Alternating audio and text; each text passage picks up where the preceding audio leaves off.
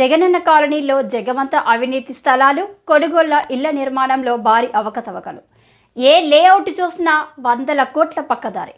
పేదల ఇళ్ల పేరుతో పెద్దలు ఆడిన అవినీతి నాటకం. పేదల ఇళ్ల పథకంపై సమగ్ర విచారణ జరగాలి అని మంత్రి నాదెండ్ల మనోహర్ అన్నారు. వసతులు లేవు.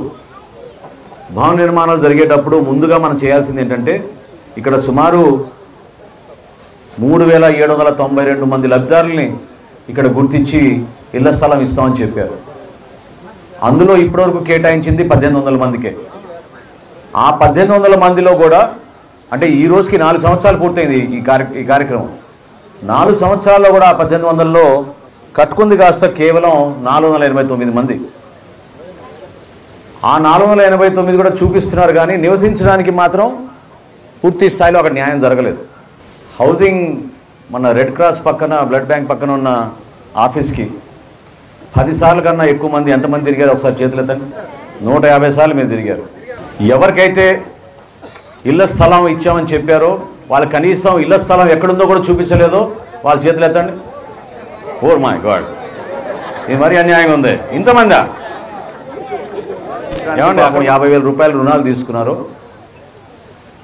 దానికి కాంట్రాక్టర్ సహకరించలేదు. దయచేసి వాళ్ళ చేతులు లేపండి.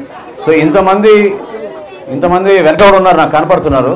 ఖచ్చితంగా దానిపైన యాక్షన్ తీసుకోవాలి. ఇంతకుముందే ఒకరిద్దరు మహిళలు పాపం వాళ్ళ ఆవేదన వ్యక్తపరిచినప్పుడు ఇక్కడ ఒక 5 కాంట్రాక్టర్లకి ముఠాలాగా తయారు చేసి ఇక్కడ వాళ్ళకి పనులు చెప్పారు.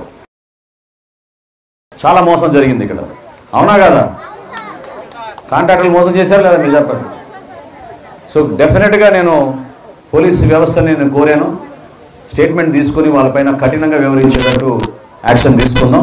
ఎక్కడైతే ప్రభుత్వం నుంచి పొరపాట్లు ఉన్నాయో నేను మీకు మాట ఇస్తున్నాను, నెల రోజుల్లోనే వాటిని సరిదిద్దుకొని మీకు ఇబ్బంది కలగకుండా ఖచ్చితంగా మీకు న్యాయం జరిగేటట్టు, ఏదైతే మీరు కలగన్నారో సొంత గృహ నిర్మాణం చేసుకోవాలన్న తపనతోటి పాపం ఇంతమంది ఆవేదనతో ఈరోజు వచ్చారు, వాళ్ళందరికీ న్యాయం చేసే బాధ్యత ఈ ప్రభుత్వం తీసుకుంటుందని మనస్ఫూర్తిగా నేను మీకు హామీ ఇస్తున్నాను. నెల రోజుల్లోనే మనందరం మరొకసారి ఇట్లానే ఒకసారి ఇక్కడ కలుసుకుని ఇంకా ఏమైనా సమస్యలు ఉంటే వాటి గురించి పరిష్కారం చేద్దాం. సో ఇంకొక ఆసక్తికరమైన విషయం కూడా మీకు తెలియాలి. ఎందుకంటే మీరు అనుకోవచ్చు ప్రభుత్వంలో సరిగ్గా పనిచేయలేదు అధికార యంత్రాంగం అనుకోవచ్చు, మీరు బాధపడవచ్చు. కానీ వీళ్ళు హడావిడిగా వాళ్ళు దోచుకోవడానికి చేసిన కార్యక్రమం తప్ప పేదవాళ్ళ కోసం చేసిన కార్యక్రమం కాదు. 399 కోట్ల రూపాయలతోటి ఈ భూములు కొన్నారు. 399 కోట్ల రూపాయలతోటి ఈ భూములు కొన్నారు.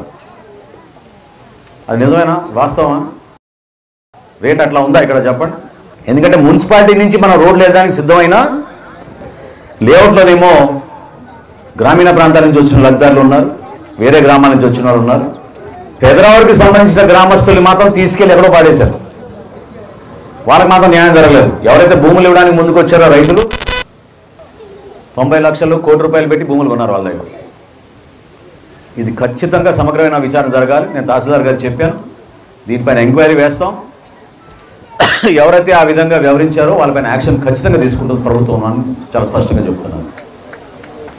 కాలువల విషయంలో దయచేసి తెనాలి పట్టణంలో మీ అందరూ చూశారు, ఎందుకంటే ఎక్కువ మంది తెనాలి పట్టణంలో నివసించిన వాళ్ళు. ముందు నుంచే మనం జాగ్రత్త పడబోతే రేపటి రోజున మన కార్యక్రమాలు చేసుకోలేము. మీరు మున్సిపాలిటీ వాళ్ళు రావడం లేదు, కాలువలు తీయడం లేదు, చెత్త సేకరించడం లేదంటే మన అందరం కూడా పౌరులుగా మన బాధ్యతగా మనం భావించుకోవాలి. 30 అడుగుల రోడ్డు మనం విస్తీర్ణ వదిలినప్పుడు దయచేసి మీరు కట్టుకునే ఇంటి దగ్గరే మీరు ఇంకుడు గుంతలు తవ్వుకోవాలి.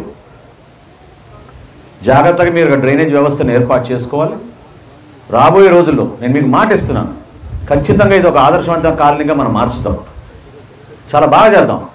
కొంచెం సమయం ఇవ్వండి, నిధులు తీసుకొస్తాను, రోడ్లు వేద్దాం, మీకు కాలువలు కట్టిద్దాం. అదేవిధంగా పాపం చాలామంది పేదవాళ్ళు ఈరోజు కట్టుకోలేని పరిస్థితిలో ఉన్నారు. ఎవరికైతే కొంచెం ఆర్థికంగా బలంగా ఉన్నారో వాళ్ళందరూ కట్టేసుకున్నారు. కొంతమంది అనుకోకుండా డబుల్, ట్రిపుల్ కూడా కట్టేశారు. మరి వాళ్ళ పేదవాళ్ళ కేటగిరీలు ఎట్లా ఉన్నారో మరి నాకు తెలియదు, కానీ కట్టుకున్నారు. ఎవరైతే పాపం కష్టపడి ప్రతిరోజు కూలీ పని చేసుకుంటారో, చిన్న చిన్న జీతాలకి బతుకుతారో వాళ్ళు మాత్రం అక్కడే ఉండిపోయారు. వాళ్ళకి న్యాయం జరగలేదు, ఇది వాస్తవం. సో ఎట్టి పరిస్థితుల్లో కూడా నేను మీకు మాట ఇస్తున్నాను, మార్చి కల్లా మార్చి కల్లా దాదాపు కొత్తగా మనకు వచ్చిన లేఅవుట్లో భాగంగా 1900 లబ్ధిదారులు మనం గుర్తించి అదనంగా మనం ఇప్పుడున్న 1889కి ఇంకొక 1900 మందిని మనం చేర్చి వాళ్ళందరికీ కూడా ఇళ్ల స్థలాలు ఇచ్చిన ఇళ్ల స్థలాలకి వాళ్ళకి కేటాయించి పనులు ప్రారంభించేటట్టు తప్పకుండా మేము హౌసింగ్ డిపార్ట్మెంట్ నుంచి అన్ని విధాలుగా మేము దాన్ని కసరత్తు చేసి సిద్ధం అవుతామని మనస్ఫూర్తిగా మీకు చెప్పుకుంటున్నాను.